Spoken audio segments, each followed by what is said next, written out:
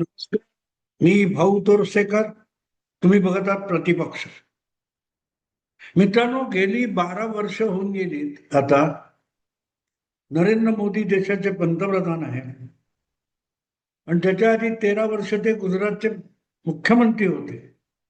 तब्बल 25 वर्ष कुठे ना कुठे हा माणूस सत्तेच्या सर्वोच्च पदावर बसलाय आणि सगळ्याच्या सगळ्या राजकीय सिद्धांतांना जमीनदोस्त करत तो राजकारणात टिकून राहिलाय. राजकारणातला मध्यवर्ती बिंदू मानलाय आणि त्यामुळे याला पराभूत करायचं तर कसं करायचं हे कोणालाही कळत नाही. आणि त्याचं कारण म्हटलं तर अगदी सोपं आहे. यापैकी कोणालाही मोदी समजून घ्यावा असं वाटत नाही. माझ्यावर आरोप होतो मी मोदी भक्त आहे, मोदी समर्थक आहे. आरोप कशाला, मी स्वतःच सांगतो आहे म्हणून. पण या सगळ्या कालखंडामध्ये मोदींना चांगला प्रतिस्पर्धी निर्माण व्हावा यासाठी मीच मार्गदर्शन करत असतो, ही पण वस्तुस्थिती आहे. मोदींना मोदी जिंकणार कसे याची वर्णनं भाऊ तोरसेकर सांगतो, त्याचं विश्लेषण सांगतो. पण त्याच वेळेला मोदींना हरवायचं कसं हे सांगताना मोदी जिंकतात का हेही सांगत असतो. आणि त्यामुळे समोरच्याचे डावपेच, समोरच्याच्या काय त्या बलस्थान ही जर उलगडून सांगितली तर त्यावर मात केला तर तुम्ही त्यांना हरवू शकाल, हे पहिलं लक्षात घ्यायचं असतं. आणि वेळोवेळी मी तर सांगत आलो, आज पण सांगेन.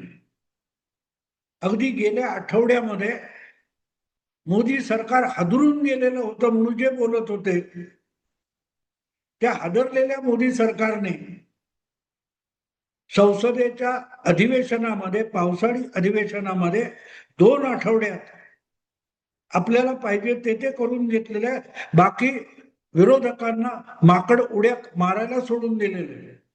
आणि या माकड उड्या मारतानाच, मरकटलीला करतानाच विरोधी पक्ष प्रत्येक वेळेला पराभूत होत असतो, पराभूत होतो.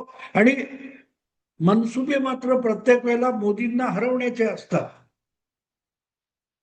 आणि हे सगळं करताना एका गोष्टीसाठी मला या लोकांची दया येते, विरोधकांची, आणि सहानुभूती वाटते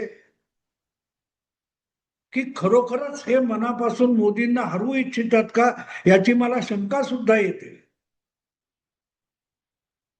आता जे काय कॉक्रोच आंदोलन झालं, त्या कॉक्रोच आंदोलनाच्या निमित्ताने देशातले सगळे हतबल झालेले विरोधी पक्ष, उद्धव ठाकरेंपासून राहुल गांधींपर्यंत आणि अनेक संपादक, राजकीय विश्लेषकांपासून बुद्धिमंतांपर्यंत, सगळ्यांना अशी अपेक्षा होती की आता ही झुरळं आहेत जी आभासी जगातून झुंड करून आलेली आहेत, ती मोदींना हरवतील आणि मग आपला विजय होईल. मित्रांनो, मी परत परत ज्या गोष्टी सांगतो की मोदी जिंकत नाही, तो तुम्ही हरताय हे सत्य आहे. आणि ज्या वेळेला त्या स्पर्धेमध्ये तुम्ही मागे पडता तेव्हा तुमचा प्रतिस्पर्धी जिंकत असतो आणि मोदी तसे जिंकतायत. मोदी अजिंक्य बिलकुल नाही.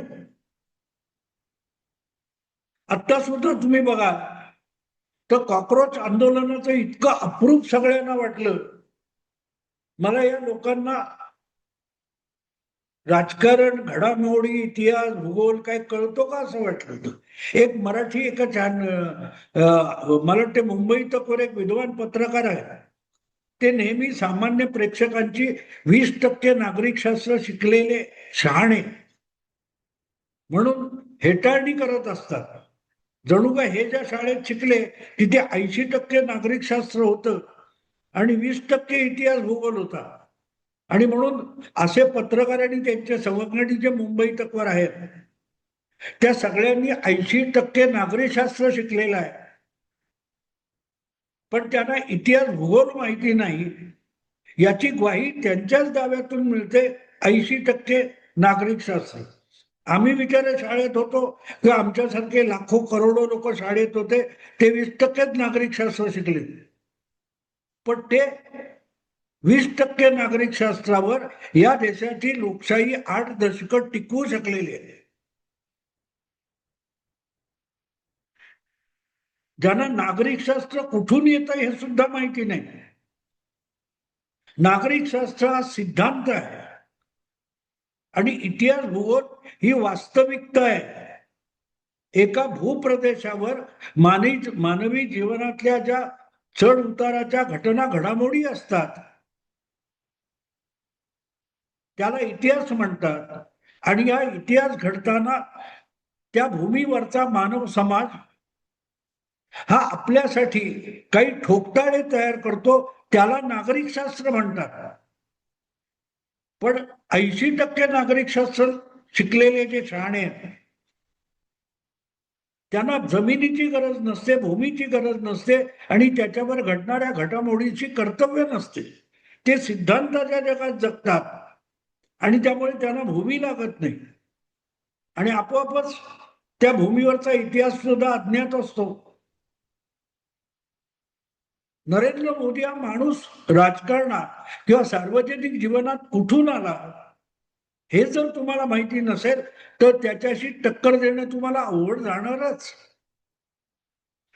तुम्हाला कॉक्रोच जनता पार्टीचा जो पोरखे आणि धुमशान झालं, हिंसाचार झाला, त्याचं कौतुक वाटणारच. कारण तुम्हाला नवनिर्माण आंदोलन सुद्धा माहित नाही. नरेंद्र मोदींच्या सार्वजनिक जीवनाची सुरुवात ही नवनिर्माण आंदोलनापासून झाली 52 वर्षापूर्वी. 1974 साली ज्यावेळेला देशात इंदिराजी पंतप्रधान होत्या आणि गुजरातमध्ये त्यांच्याच पक्षाचं चिमणभाई पटेल सरकार होतं, त्यावेळेला एका शाळा किंवा एका कॉलेज किंवा विद्यापीठाच्या विद्यार्थी वसतिगृहामध्ये कॅन्टीनमध्ये खाद्यपदार्थांची जी गडबड झाली होती त्यातून विद्यार्थी रस्त्यावर आले होते आणि बघता बघता ते आंदोलन इतकं पेटत गेलं की त्या आंदोलनाने शेवटी चिमणभाई पटेल सरकारचा बळी घेतला होता. त्याला नवनिर्माण आंदोलन म्हणतात. त्यावेळेला नरेंद्र मोदी हा एक तरुण म्हणून आंदोलनात उतरलेला होता. आत्ता काल परवा आपण दिल्लीच्या रस्त्यावर जंतर मंतर किंवा इतरत्र मुंबई असेल किंवा आणखीन कुठे असेल रस्त्यावर याचा त्याचा राजीनामा मागत घोषणा देणारे तरुण बघितले. तसंच 52 वर्षापूर्वी नरेंद्र मोदी हा 2022 तरुण होता. त्या आंदोलनाचं नाव होतं नवनिर्माण आंदोलन.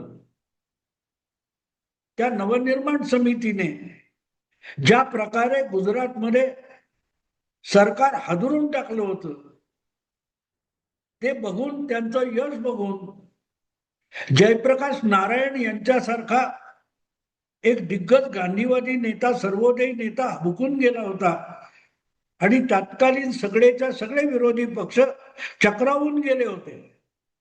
कारण या सगळ्या विरोधी पक्षांनी मिळून बिहारमध्ये अब्दुल गफूर यांचं त्याच इंदिरा गांधींच्या नेतृत्वावर चालणारं सरकार पाडण्यासाठी संपूर्ण क्रांतीची घोषणा केली होती, आंदोलन केली होती. पण अब्दुल गफूर सरकारला ओरखडा सुद्धा उठला नाही, कुठे खर्चटलं सुद्धा नाही. पण त्याच आंदोलनाच्या अपयशानंतर, संपूर्ण क्रांती आंदोलनाच्या अपयशानंतर गुजरातमध्ये कुठलाही राजकीय नेता ज्यामध्ये सहभागी नव्हता, पक्ष सहभागी नव्हता, अशा नवनिर्माण समिती या विद्यार्थी आंदोलनाने चिमण सरकारचा बळी घेतला. चिमण सरकारला बाहेर पडूनच, सत्ता सोडूनच या आंदोलनाला विसर्जित करण्याची वेळ आली. 4-5 विद्यार्थी तरुण होते, जसे आता आपण जंतर मंतरवर बघितले. आणि पुढे ते सगळे तरुण काँग्रेसमध्येच गेले. जेव्हा काँग्रेस शासनाचा त्यांनी बळी घेतला ते परत काँग्रेस पक्षात गेले. हा वेगळा भाग आहे. हे मी सगळं एवढ्यासाठी सांगतोय की नरेंद्र मोदी यांच्या सार्वजनिक जीवनातील कार्यारंभ हा नवनिर्माण आंदोलनापासून झाला. तिथून मग RSS असेल, भाजप असेल, वेगवेगळ्या राजकीय घटना घडामोडी आणीबाणी, रथयात्रा, अयोध्या वगैरे करत करत नरेंद्र मोदी इथपर्यंत पोहोचले. आज ज्याला कॉक्रोच आंदोलन म्हणतात ना, तितकंच नवनिर्माण आंदोलन सुद्धा विस्कळीत होतं आणि बिगर राजकीय नेतृत्वाचं होतं. पण त्या विद्यार्थी नेत्यांनी आपल्या आंदोलनामध्ये राजकीय पक्षांना ढवळाढवळ करू दिली नव्हती, त्याचा फायदा घेऊ दिला नव्हता.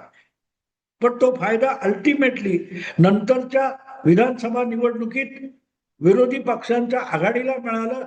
त्यामध्ये एक होता जनसंघ म्हणजे पूर्वाश्रमीचा भाजप, दुसरा होता समाजवादी पक्ष, तिसरा होता इंदिरा गांधींपासून वेगळा झालेला काँग्रेसचा संघटना काँग्रेस पक्ष. आणि या सगळ्यांच्या जनता आघाडीने पुढच्या निवडणुकीत काँग्रेसला पराभूत केलं होतं. आणि इतक्यापर्यंत पाडी गेली की इंदिराजींना अवघ्या 1.5 वर्षामध्ये देशात आणीबाणी लादण्याची वेळ आली, विरोधकांची सरकार बरखास्त करण्याची वेळ आली. हा सगळा इतिहास आहे. पण सांगण्याचा हेतू आहे की या सगळ्या दिव्यातून अग्निपरीक्षा देत देत नरेंद्र मोदी नावाच्या एका राजकीय कार्यकर्त्याची जडणघडण झाली. त्या आंदोलनाचा इतिहास तुम्ही बघायला जाल तर त्यामध्ये तुम्हाला कुठेही नरेंद्र मोदी हे नाव सापडणार सुद्धा नाही. मोदी त्या गर्दीतला एक कार्यकर्ता होता. आज तो देशाचा पंतप्रधान आहे, सर्वोच्च पदी बसलेला आहे. ज्या इंदिराजींच्या हुकुमशाही प्रवृत्तीच्या विरोधात त्या कालखंडामध्ये देशव्यापी राजकारण धुमाकूळ घालत होतं, त्यातला एक सामान्य कार्यकर्ता होता ज्याचं नाव नरेंद्र मोदी होतं, जो विद्यार्थी चळवळीतला एक कार्यकर्ता होता, त्याच वेळेला राष्ट्रीय स्वयंसेवक संघाचा प्रचारक म्हणून सुद्धा काम करत होता. आणि पुढे जवळजवळ 20 वर्षानंतर गुजरातमध्ये पहिल्यांदा संपूर्ण भाजपचं सरकार आलं, एकपक्षीय बहुमताचं सरकार आलं आणि केशुभाई पटेल मुख्यमंत्री झाले. त्या केशुभाई पटेल यांचा उजवा हात म्हणून ओळखला जाणारा नेता नरेंद्र मोदी होते. पण नरेंद्र मोदींनी स्वपक्षाचं सरकार आलं तेव्हा पक्षाचा सेक्रेटरी म्हणून अनेकांना तिकीट वाटप केलं, मुलाखती घेतल्या, पण स्वतः तिकीट मागितलं नाही की निवडणूक लढवली नाही. त्यानंतर तब्बल 6 वर्षानंतर नरेंद्र मोदी हे थेट गुजरातचे मुख्यमंत्री झाले आणि त्यांनी पहिली निवडणूक लढवली. ही सगळी वाटचाल बारकाईने बघितली पाहिजे. मोदी आणि इतर अगदी भाजपचे असोत किंवा कुठल्याही पक्षाचे असोत, या इतर पक्षांच्या नेत्यांची आणि नरेंद्र मोदींची किंवा अमित शहाची तुलना करताना एक गोष्ट विसरायची नाही. कधी विसरू नका, तर तुम्हाला त्यांचं विश्लेषण करता येणार नाही. जो माणूस इतरांना तिकीट वाटप करतो पण स्वतःला तिकीट मागत नाही की निवडणूक लढवत नाही, नगरसेवक असो, आमदार असो, खासदार असो, मंत्री असो, कुठलंही घटनात्मक पद मागत नाही पण संघटनात्मक कामामध्ये रममाण होऊन जातो, एका भूमिकेसाठी आपली सगळी ताकद पणाला लावतो. याची तुलना एखाद्या पदासाठी, तिकिटासाठी पक्षांतर करणाऱ्या, पक्ष बदलणाऱ्या नेत्यांची नाही करता येत. ही गोष्ट लक्षात घ्या. एकनाथ खडसे असतील की यशवंत सिन्हा असतील, हे सुद्धा भाजपचे, पण त्यांची तुलना नरेंद्र मोदीशी होऊ शकत नाही. कारण हे लोक सत्तेसाठी, सत्ता पदासाठी आणि तिकिटासाठी पक्ष बदलू शकतात. तिकीट देणं आपल्या हातात असताना, अधिकार पद देणं आपल्या हातात असताना, जो माणूस पद घेत नाही किंवा मागत नाही, अशा माणसाशी इतर नेत्यांची तुलना होऊ शकत नाही. आणि इथेच विरोधी पक्ष मोदींशी लढायला तोकडे पडतात. सत्तेचा हव्यास असलेले आणि सत्तेविषयी इतका आस्था नसलेले हे दोन गट असतात. अनेकदा सांगितलं जातं ना, भाजपमध्ये बाहेरच्या लोकांची खूप भरती झालेली आहे आणि त्यामुळे भाजपसाठी वर्षानुवर्ष काम केलेली माणसं मागे पडली आहेत. भाजपचे मूळ कार्यकर्ते 40-50 वर्ष पक्षाचं काम करून सुद्धा वंचित राहिलेले आहेत. पण ते वंचित राहिलेले बहुतांश लोक मूळ भाजपवाले पक्ष सोडत नाहीत. हा फरक लक्षात घेण्यासारखा आहे. लक्षात घेण्यासारखा आहे तो फरक. आणि तिथे मग त्या कार्यकर्त्याशी तुमचा सत्ता लोलूप कार्यकर्ता कितपत लढणार याची गोष्ट लक्षात घ्या. हा फरक मोठा आहे, तो लक्षात घ्यावा लागतो. मोदी सत्तेच्या सर्वोच्च पदावर बसले तरी सत्तेचा लोभ नसलेला तो नेता आहे.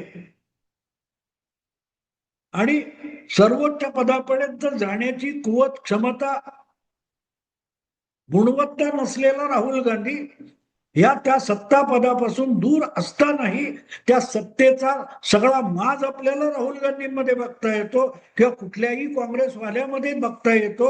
हा फरक आहे. आणि म्हणून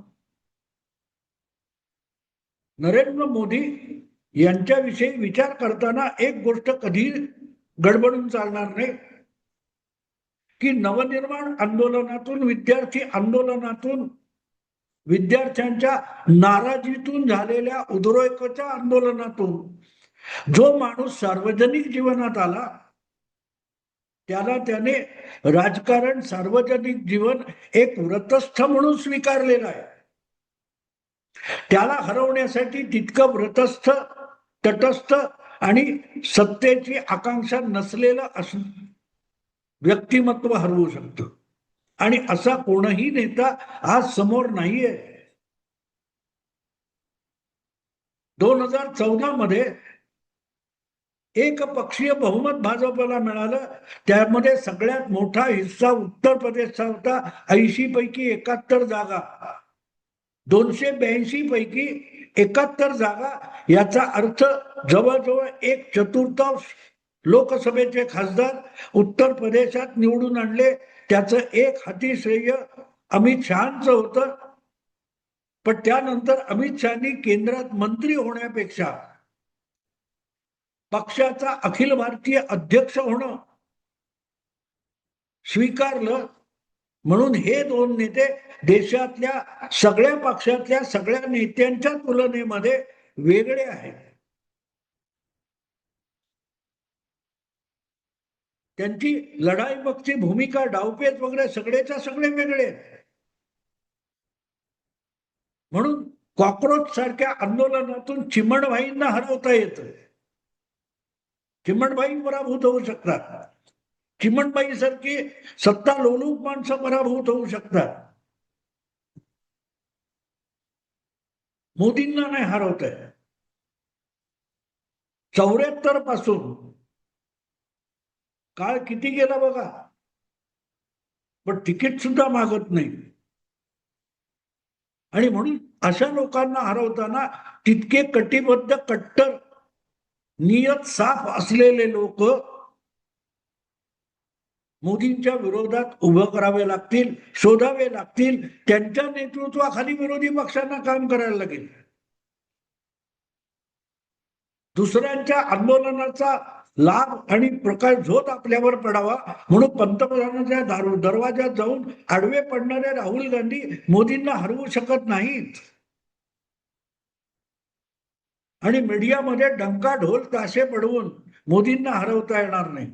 आणि म्हणून कॉक्रोच आंदोलनाचं जे अपयश आहे ते आपला प्रतिस्पर्धी किंवा शत्रू कोण आहे हे न ओळखण्याचं अपयश. सगळी साधनं असतील पण उद्दिष्ट नसेल तर तुमचा पराभव होतो. गांधीजींच्या नावाचं गुणगान खूप होतं आपल्या देशात, पण गांधीजी समजून घेतले जात नाही. गांधीजींचं एक वचन आहे फार सुंदर, find the purpose means will follow. साधनं शोधा, सॉरी उद्दिष्ट शोधा, साधनं आपल्या पायानी चालत येतात. हे नागरिक शास्त्रात शिकवत नाहीत, हे इतिहास आणि भूगोलातून शिकावं लागतं, ज्यातून नागरिक शास्त्राचा जन्म होतो. असो मित्रांनो, आता थांबतो. आवडलं लाईक करा, शेअर करा आणि प्रतिपक्षाला सबस्क्राईब करा. नमस्कार.